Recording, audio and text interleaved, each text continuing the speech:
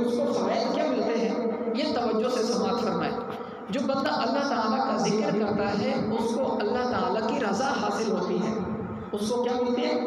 اللہ تعالیٰ کی رضا، یعنی اللہ تعالیٰ اس سے راضی ہوتا ہے۔ ہر مسلمان ایمان والا اللہ تعالیٰ کو راضی کرنا چاہتا ہے۔ کوئی ہے جو یہ کہے کہ نہیں میں تو اللہ کو ناراض کرنا چاہتا ہوں، بھائی مجھے کوئی پرواہ نہیں۔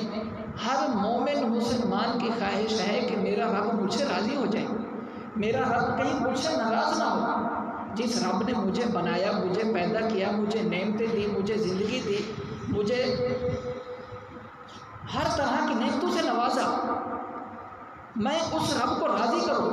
اگر میرا رب مجھ سے ناراض ہو گیا تو قبر میں میرا کیا بنے گا، حشر میں کیا بنے گا، کہیں میں جہنم کے عذاب میں نہ جلوں۔ اگر میرا رب مجھ سے ناراض ہو گیا تو کوئی بھی اللہ کو ناراض نہیں کرنا چاہتا، ہر کوئی اللہ کو راضی کرنا چاہتا ہے۔ تو فرمایا کہ اللہ کا ذکر اللہ کی رضا حاصل کرنے کا بہترین ذریعہ ہے۔ کیا ہے؟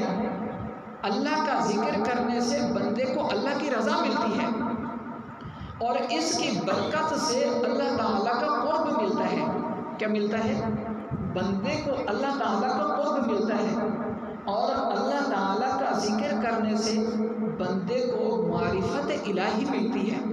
کیا ملتی ہے؟ معرفت الہی۔ پتہ ہے معرفت الہی کیا ہوتی ہے؟ معرفت الہی جو اولیاء اللہ کو ملتی ہے۔ کس کو ملتی ہے؟